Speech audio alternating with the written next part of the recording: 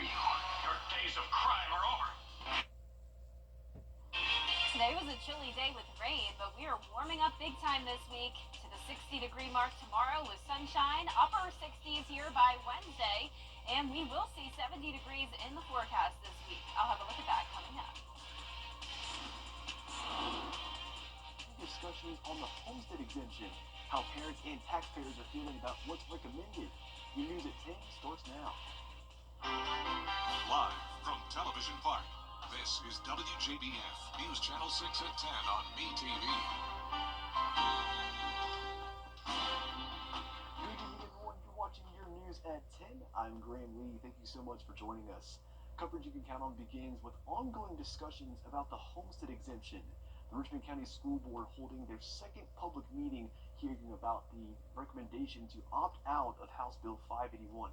Take a look.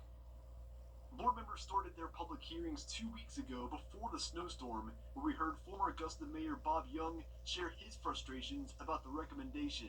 Tonight, more Richmond County parents are saying the same. As a disabled homeowner, I don't need any more burden placed on me to be able to stay and live here in Richmond County. House Bill 581 was signed into law by Georgia Governor Brian Kemp last April to provide tax relief to homeowners. But the chief financial officer is recommending to opt out of the exemption because the millage rate cap is already in place, along with existing homestead exemptions. It doesn't affect the assessed values. It's not an additional exemption for the taxpayers or the homeowners who pay taxes, but it does actually reduce our millage rate that the board sets. And because of that, I mean, they're actually saving money because we are capped at what we can set. Some parents also taking to the podium to show support of this recommendation. Your community lives and breathes on the quality of your schools, and actually I've been monitoring this, and very many counties across the state are opting out because it is so important to keep that money there for your students. We do not need to opt out of this. We need to sustain it, even though I do have homestead exemption as being retired and military disabled. I can't see where we need anything less to be able to afford our position here in the county. I don't see why it's quite as much of a concern if they're already exempt from taxes for that. School leaders will have one more public meeting on February 11th, and a final approval will be during the regular board meeting on February 18th. And speaking of more school districts looking to opt out, that's including the Columbia County School District, school leaders held the first public hearing on the homestead exemption this morning, but the next hearing is scheduled for tomorrow night. It'll be held at 6 p.m. at the Board of Education office on Hereford Road. For a full list of all the public hearings on the homestead exemption, you can head over to our website, WJBF.com. It is time now for our first check of the weather. We turn to Chief Meteorologist Jenny Petracci. And Jenny, you said it a second ago, started out the week with some rain today. Yeah, definitely a rainy start along with those chilly temperatures, but that does not mean the rest of the week will look like this at all. We're definitely going to see some big changes tomorrow. It's damp outside, but we're done with the rain. You're taking a look at our Terry Lambert Hyundai Skyview cam over in Aiken. You can see those rainfall totals were mostly under a quarter of an inch, some higher amounts in our southwestern counties, and around a quarter of an inch in Augusta. But notice Augusta Bushfield actually picked up on 0.38 inches of rain, so that definitely helped with our January total. We were a little bit behind when it comes to the amount of rain we typically see for the month.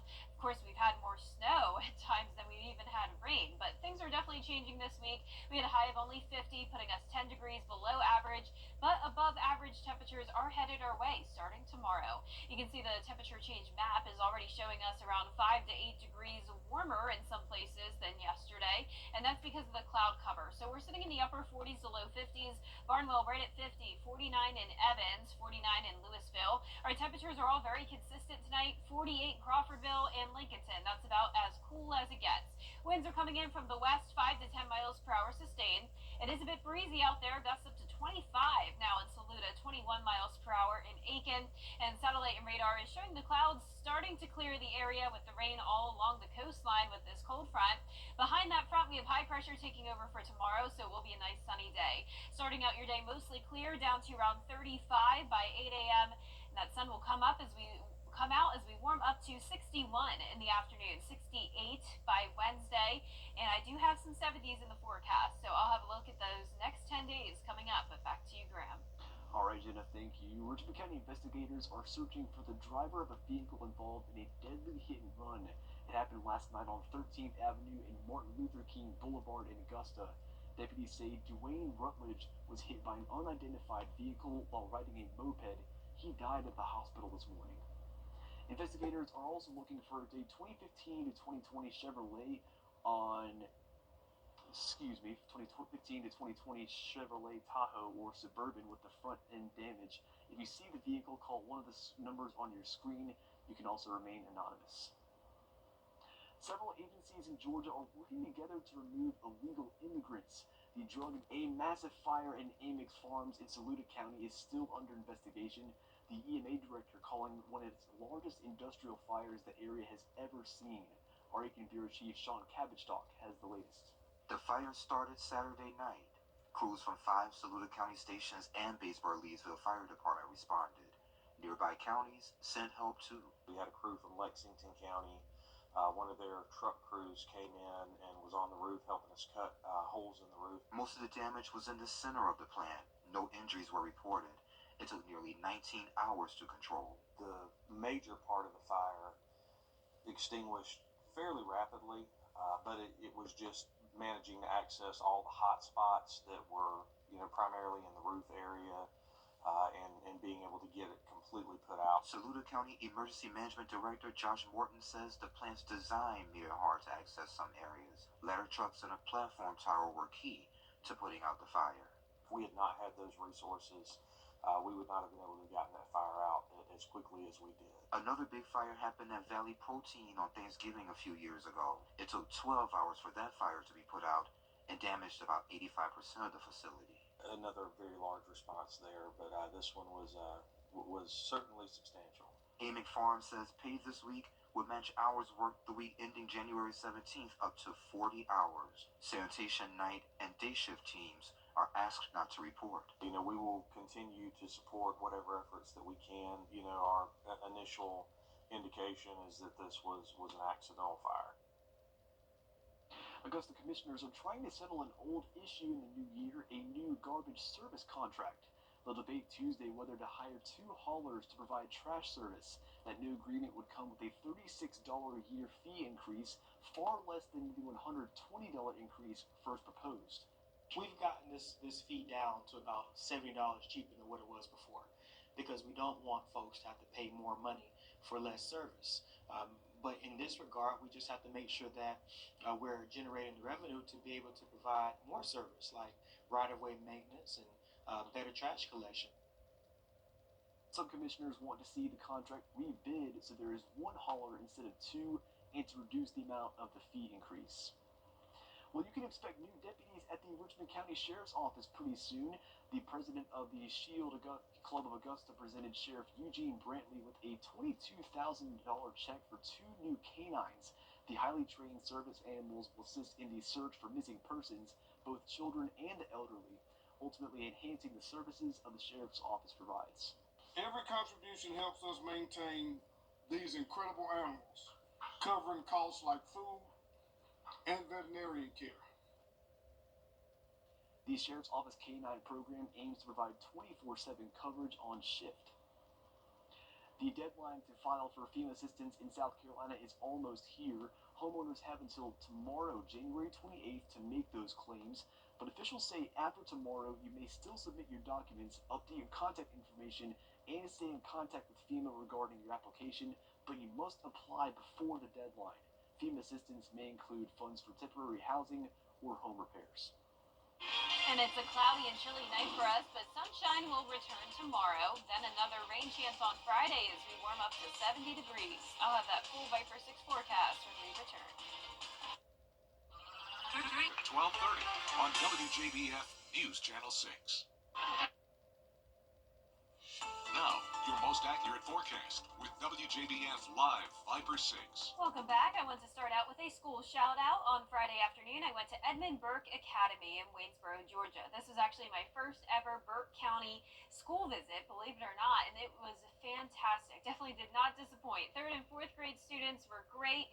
They were so smart. They knew so much about the weather already and were excited to learn more. And of course, I had to add a heart background because, for one, they had these awesome Valentine's Day decorations, but two, because I truly love these students and I love the teachers so much as well. It's one thing when the students are sweet, but another when the teachers are just as sweet. So shout out to these 5 teachers here, especially Mrs. Smith, who arranged this visit with me back in the fall. It's been a long time coming, and I can't wait to come again next year.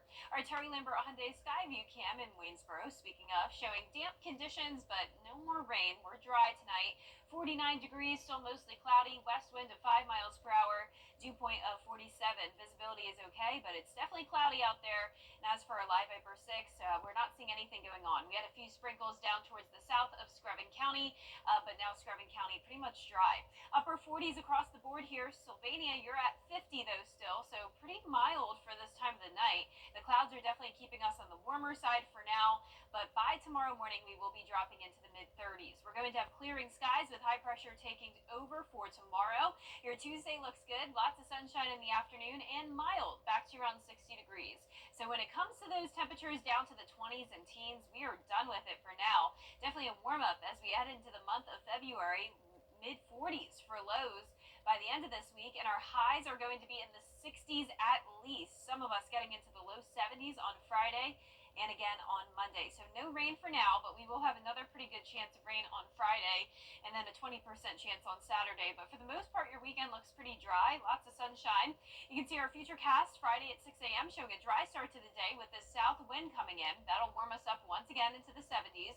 By the late afternoon and evening, that's when we'll see the rain move through along another cold front passage. Some heavy downpours will be possible at times, maybe a few weak thunderstorms, but nothing too significant with this. It'll be in and out very fast. And once again, maybe a few lingering showers into Saturday, but as of now, not even seeing that on our futurecast model. We'll see temperatures anywhere from around 32 to 37 tonight. That'll come early tomorrow morning, and then the highs tomorrow will be near average, right around 60. A nice day in store. Sunny and breezy on Wednesday with a high of 68.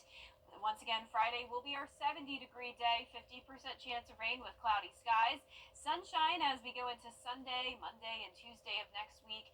And we'll be seeing what that groundhog says. I'm hoping for an early spring personally. And with these temperatures, it's looking like that'll be the case. But as you know, Graham, it's still winter for a while longer, so it can definitely get cold again. I'll tell you what, looking at the next 10 days, contrast from the snow this past week. Oh, yeah, huge change of pace. Absolutely. Well, coming up next, President Trump wants Congress to extend his ring up the South Carolina women looking to extend their SEC regular season winning streak to 55 games. Stay tuned for highlights against Tennessee and sports.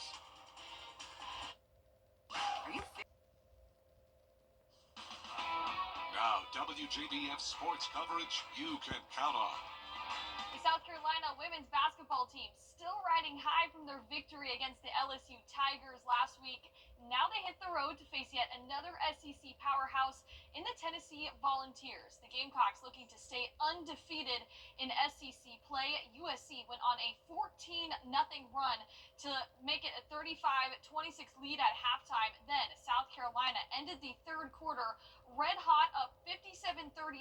Joyce Edwards came off the bench with 18 points, while Tahina Powpow, Raven Johnson, Chloe Kitts each pitched in 10 points, and USC wins their 55th consecutive SEC game with a 70-63 victory over Tennessee. And on the men's side, the struggles continue for the Gamecock men. They fell just short to Mississippi State over the weekend. Now they're searching for that very first conference win, facing the Georgia Bulldogs on Tuesday. South Carolina really has dealt with some heartbreaking losses, falling to 4 of its 7 SEC opponents by a combined 12 points. However, the Gamecocks do have some history on their side, winning 14 of the last 16 matchups against the Bulldogs, dating back to 2017. The 14-6 Dogs, on the other hand, they got off to a hot start this season, earning a top 25 ranking for the first time since 2011. 11. And since then, the Dogs have lost 4 straight conference games, coming off their worst performance of the year in an 89-59 loss to Florida. So both teams really looking to get some momentum back on their side. Our day where we recognize what it is that really prevents us from handling some of these games in a way where we win. When that really happens, when we really acknowledge and figure that out as players, then I really like what our group is. But we got a good group of guys. They continue to play extremely hard. Tip-off set for Tuesday at 7 p.m. And Augusta men's and women's basketball teams, they're hosting the Cancer Awareness Basketball doubleheader. The Jags host Georgia College and State University. The Jaguar women tip off at 5:30 p.m., while the men tip off at 7:30. Informational tables will be set up around the arena, and fans can also make donations to the Georgia Cancer Center. And the Super Bowl matchup set between the Philadelphia Eagles and the Kansas City Chiefs. Now, a few former Georgia Bulldogs turned Eagles looking to get their first Super Bowl ring. Starting defensive tackle Jalen Carter recorded 2 tackles in the NFC Champ game against the Washington Commanders. And outside linebacker Nolan Smith Jr. racked up 4 tackles, a sack, and a tackle for loss. Defensive tackle Jordan Davis made 2 tackles, 1 sack, 1 tackle for loss, and 1 pass defended.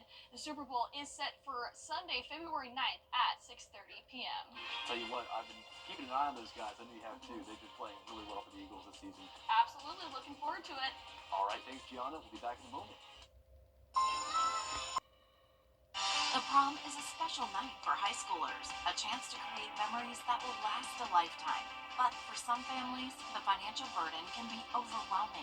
Join News Channel 6 as we present The Giving Gown, devoted to making sure that all young women feel beautiful on prom night. Donate your gently warm prom dress, shoes, and accessories at Television Park in Augusta. The Giving Gown, proudly sponsored by Bridgestone, Aiken Regional Medical Centers, and News Channel 6.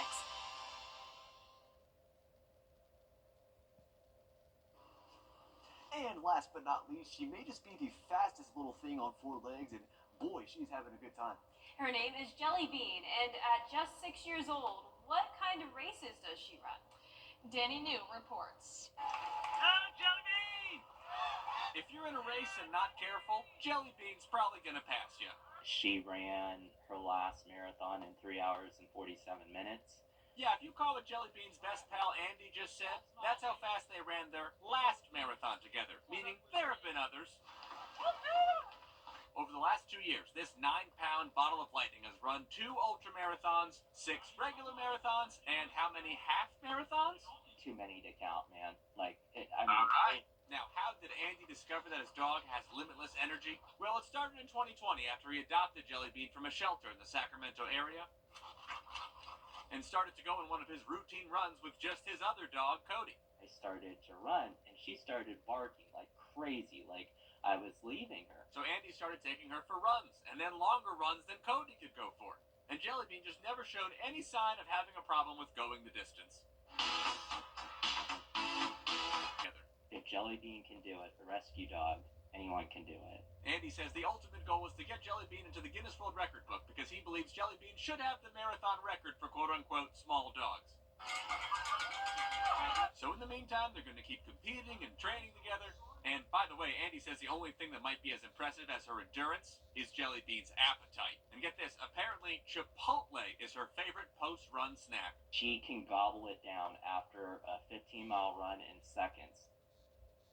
She burns it off. By the way, Andy also really wants to run a 50-mile race with Jelly Bean in Utah, but first he wants to find some booties to protect her paws from the hot sand. So, if anyone knows a good running shoe for a Chihuahua, please give us a ring. Thank you. In New York, for ABC News, I'm Danny New. I'll tell you what, they say dynamite comes in small packages. The dog is fast.